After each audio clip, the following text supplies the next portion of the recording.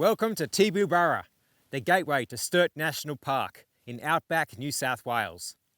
The park is located in the far northwest corner of New South Wales, near Cameron Corner, where the three states meet of Queensland, New South Wales and South Australia. It's a remote area park and one of New South Wales' largest and most remotest, at over 340,000 hectares of semi-desert country, so you need to be fully self-sufficient. So let's get moving and start exploring Sturt National Park.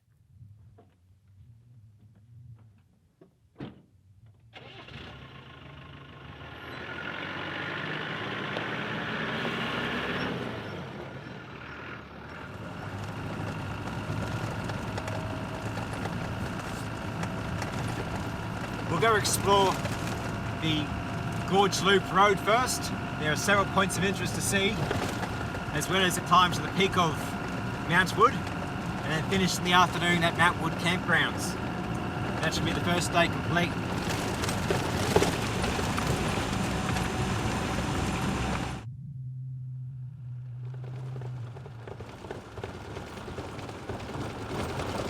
We're just coming to the Gorge Loop Road, turn off now. We've got another 18 kilometres to go to get to Mount Wood.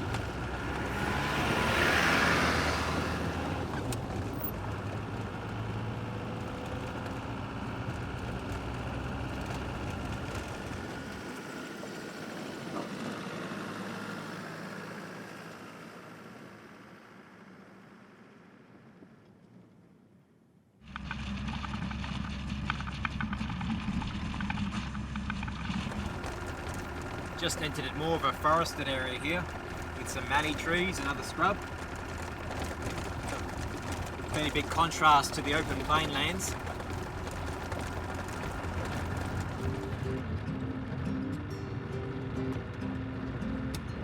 The expansiveness out here is incredible.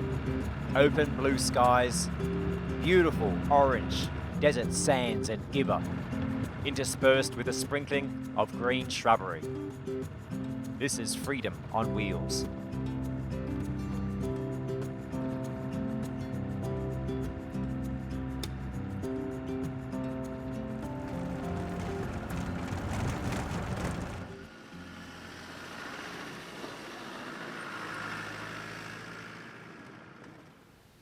I've stopped by one of the temporary ephemeral lakes within Sturt. You can see it's a vast contrast, the open plain lands. And then you've got this small oasis which runs along the creek. Plenty of trees around, and I can hear the bird life in the area too. So this is a good little spot to look for birds and other wildlife perhaps. There's a big magpie down there. A few galahs.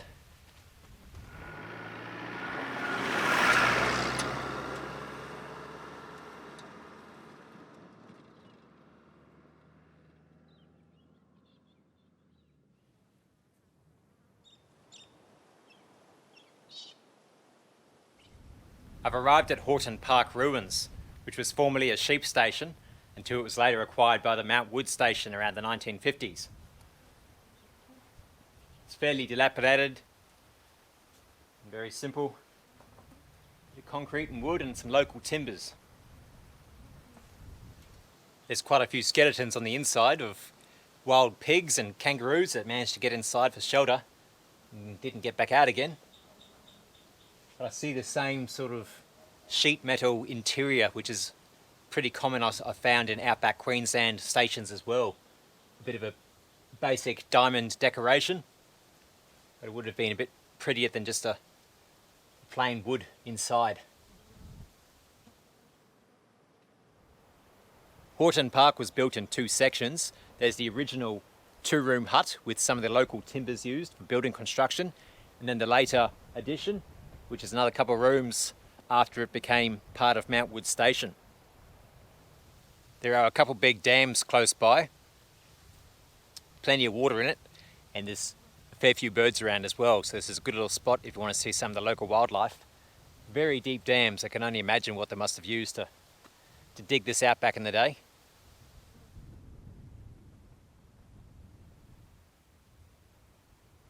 The The refuse tip for the station is just nearby. A few old bottles. This one's dated 1925. And a few other shards. 1928. So it was there quite early back in the day. When it's so harsh, think of this semi-desert region. It's just almost nothing here. Like, you'd have to wait quite a while in between the rains to get a good enough greenery for the sheep to eat something, and hopefully survive during the bigger, drier periods. And this wind now, it's currently mid-August, and it's a fairly warm breeze. I can only imagine in summer with the 50-degree temperatures and a furnace-like wind blasting against you, it would just be horrific. I don't know how you'd survive in those kind of temperatures without air conditioning. You'd probably go underground, or maybe go take a swim in the dam and wait it out.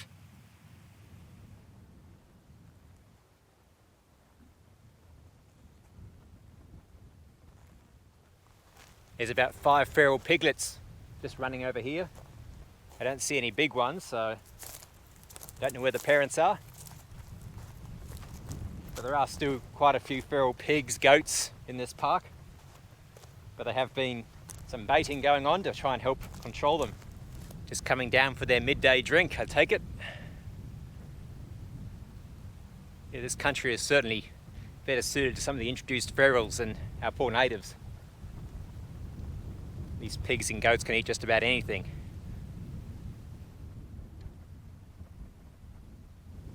This is the remains of the original Horton Park shearing shed. It was all very simple again, as timber was in short supply. It's made with local Gidgee timber, and trees, as you can see, are not exactly plentiful from most of the park.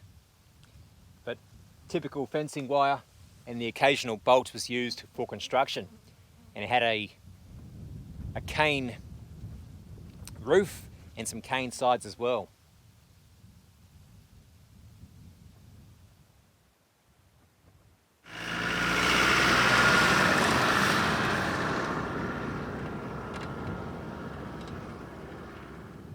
Just look at all these beautiful purple flowers, a few white ones as well, just in a drainage ditch off the side of the track.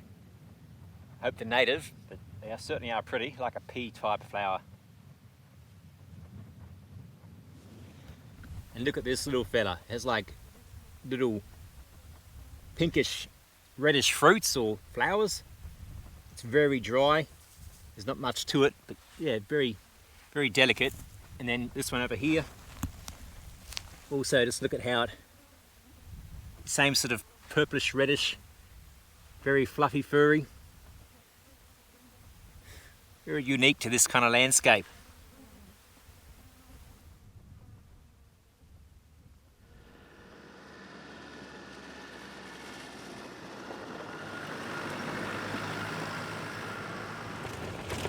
I've just taken the turn off to the Mount Wood Peak Summit Walk.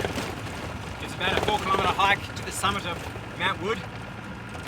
It's still a little bit warm at the moment, so I might wait a little while before I make the walk to the summit. It looks like it's going to be a fantastic view. You can see it off in the distance.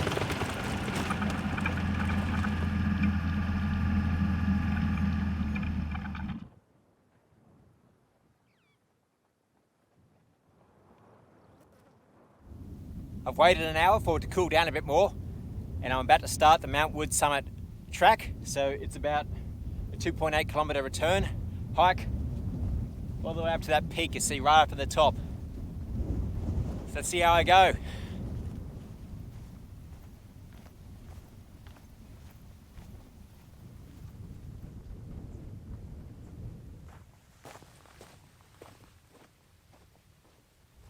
The path is just a rough, rocky track.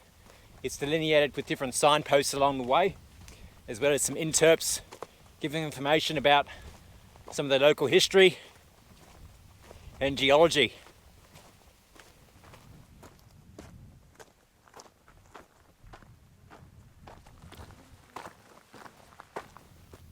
It appears I have an option between which way to take, either via the gorge or up along the ridge. I'll give the ridge a go first up and see what that looks like.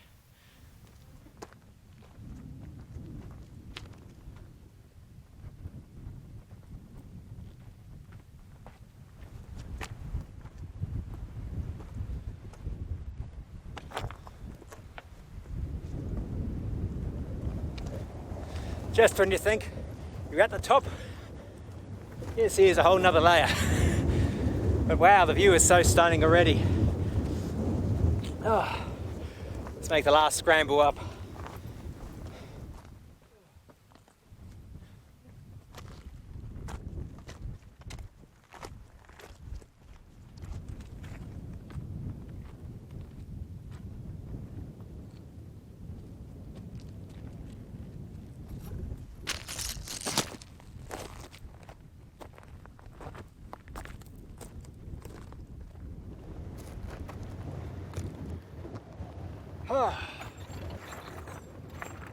It's a fairly easy walk up, really.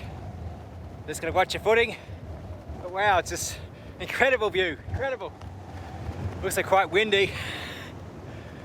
Oh, it's almost reminiscent of like the plains of Africa, I think. Just how it's a bit more dry and lacking in wildlife.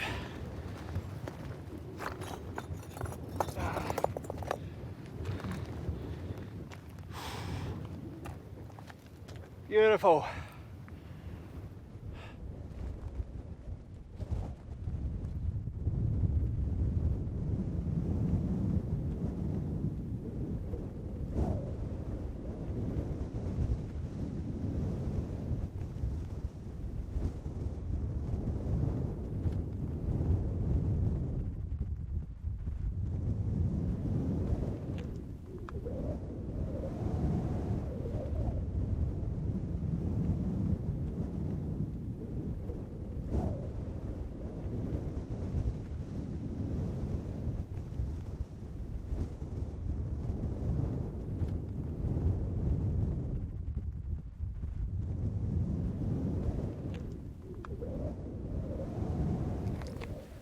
That was just absolutely gorgeous.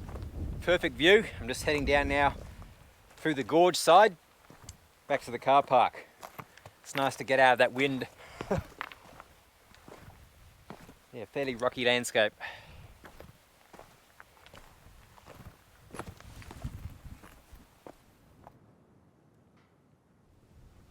This is South Torrens Bore. It was originally a free-flowing bore with 10,000 gallons of water a day gushing out into the open landscape. That only lasted for the first 10 years, and then due to multiple bores being tapped throughout the basin, it lost the water pressure and they had to install a windmill. This old Comet windmill here, and it would pump water from 15 metres below the surface and put it in this tank and a few other little water areas here so the stock could drink. Looks like they've had some pretty strong winds coming through here and ripping off some of the fins, which are now scattered down below on the ground.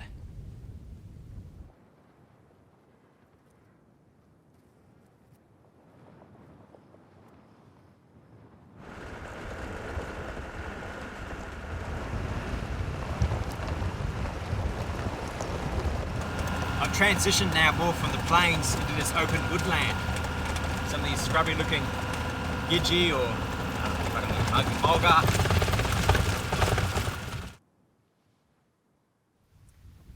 This is Gorge Lookout, a place where Aboriginal peoples would come and quarry stone from the cliff faces, as well as a great source of wood for making spears, shields and boomerangs and other implements. It's quite contrasting compared to just around here. On the other side we have virtually open plains. So it's a nice little oasis. There'll be loads of wildlife down there. It's part of the major creek system that flows down through here. So in times of wet, it'd be really good.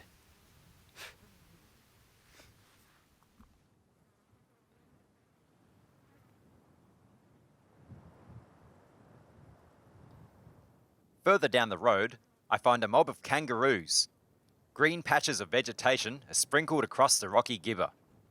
Moving from patch to patch, they find sufficient herbs and grass to sustain their life, but I wonder for how long.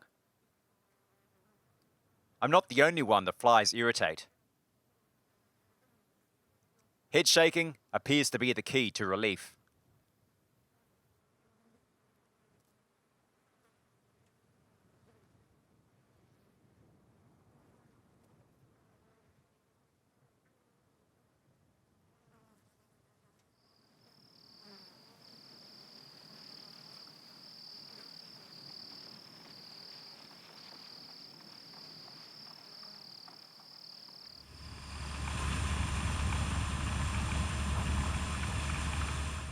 Caravan accessible, Mountwood campgrounds offer plenty of space nestled beside a billabong. A great base camp for exploring Gorge Loop Road. Facilities include picnic tables, gas barbecues and toilets. Built around the 1880s, Mountwood Homestead is now available for hire as self-catered accommodation. The homestead has 5 bedrooms, a living room and separate kitchen, toilet and shower facilities. An interpretive walk surrounds the homestead, revealing its pastoral history.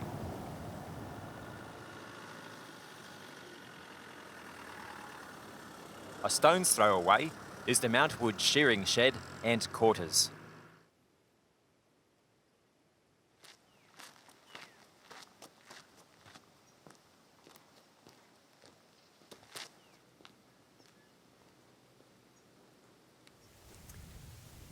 This new suspension bridge replaces the original, which was used by the stockmen to get from the shearers' quarters up to the shearing shed. You can still see it here, very simple, basic wires and some old planks. But when it did flood through here, they had to have the bridge in order to get across.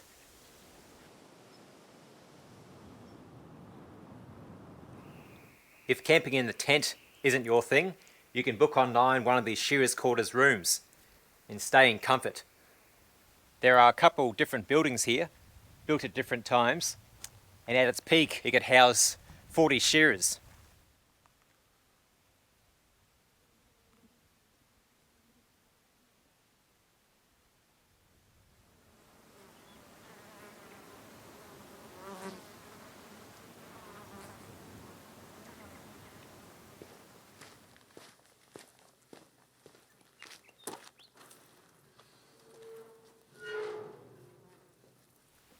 The Mountwood wool shed is a bit rougher in its construction compared to some others I've seen. There's much more use of native timbers. You can see they didn't have a great choice or selection of timbers. Some of them are quite rough and gnarly, but they had to make do with what they had available. Again, you've got the slatted floor, allowing all the sheep poo to fall down below. All this area here were where the sheep were stored, and they'd come in from outside, from the yards. They get put in different little stalls here, each one for a different shearer. The shearer could come through, grab one out of the double doors, shear it over here, and then once it's shorn, it gets sent back outside. Then all the fleece could be brought down here to the sorting table so that it's all graded, and the different grades are sorted and then put in different, little lots here. Once it's sorted, it can come into the pressing area. So there's different presses to put it into large wool bales and then weighed on the scales to get the weight and shipped outside. It's not the most beautiful wool shed I've seen, but I guess it was functional and it did the job.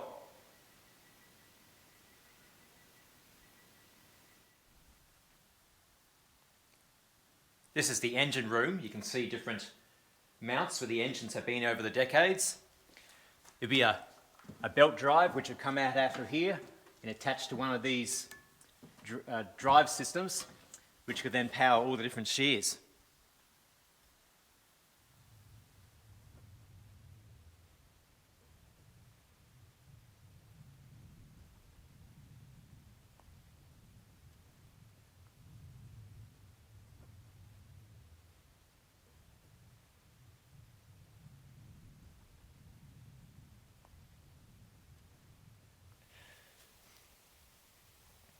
I'm at the Outdoor Pastoral Museum, which is a collection of various relics collected from the surrounding region. So there's engines, various machinery, and other farming implements. It's nice they've got it all here with little interps just explaining what each of the items are.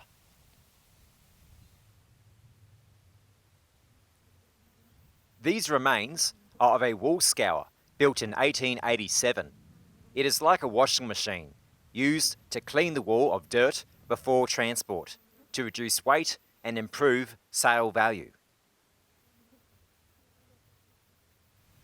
Here's one skip which tried to get some shade and perished. Gets mighty hot out here. I'm feeling it now, and it's meant to be winter, but Wow, just imagine in summer. A whim, drawn by horses or camels, was an efficient method for raising water from wells up to 300 feet deep.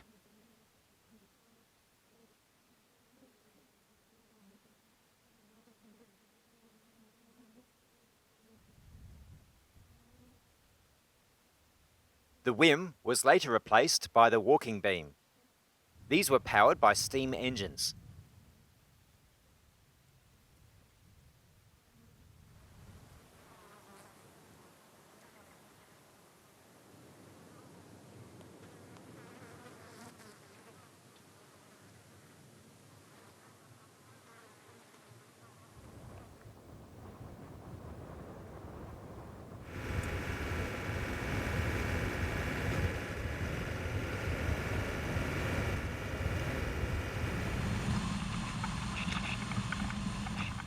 I'm at the Golden Gully mining site, which is a recreated area showing what life was like for the early gold miners. It's just outside of Tibooburra, near the Dead Horse Gully campgrounds, where I'm staying tonight. So let's go in and take a look at some of the relics and the recreations that they've built. There was no gold actually found in this site, but Tibooburra did have a bit of a gold rush for a while. This is a dry blower, used to sift out any sand or dust from any gold ore. They use it when water is scarce. Here's a recreated shanty with a low rock-made wall and a bit of a lean-to. Very basic one room.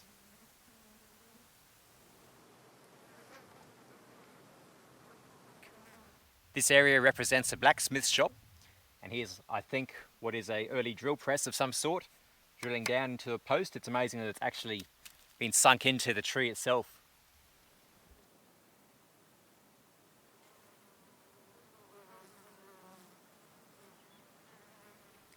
There are a couple of different carts on display showing how the ore used to be transported, dumped down by the creek for washing and sifting out. Sluice box. Over here is quite an interesting construction. I haven't seen this kind of style before, with a chain instead of a normal band. Actually, it's a chain and prongs which allow it to be turned. This water pump was turned by an animal, perhaps a horse or other beast. Turned around, turned a cog, which turned the chain, which pumped water up, and then pushed the water down into a sluicing box, allowing the gold to be sorted and sifted, so the heavier particles drop down to the bottom and then can be collected later.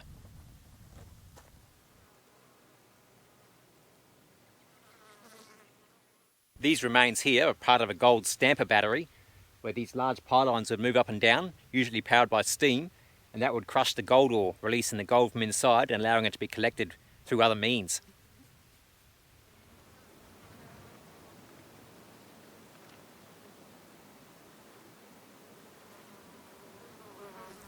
It's a nice little display with plenty of information around, telling you what each of the relics were and how they were used. So the sun's about to set, so it's time to head to the Dead Horse Gully campground and set up camp for another night. Dead Horse Gully Campgrounds is close to the town of Tibooburra, accessible with caravans and motorhomes.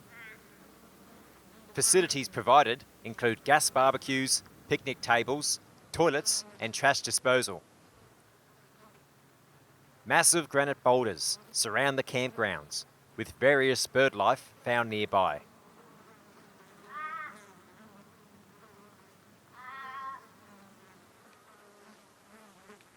Have you ever had that feeling that you're being watched? I spied these feral goats keeping an eye out. It wasn't long before word was sent out on the bush telegraph, and all the family came along to people watch. Feral goats are an invasive species. They were introduced to Australia with the first fleet in 1788, used for meat, dairy and fur. Those that escaped or were released turned wild, and now compete with native animals for precious food and water in these arid lands.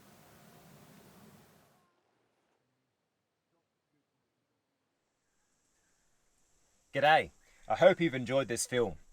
If you'd like to assist in the creation of more videos, Without being committed to a monthly Patreon subscription or spending any additional money, click on this link, How You Can Help, for several ways you can contribute to my productions.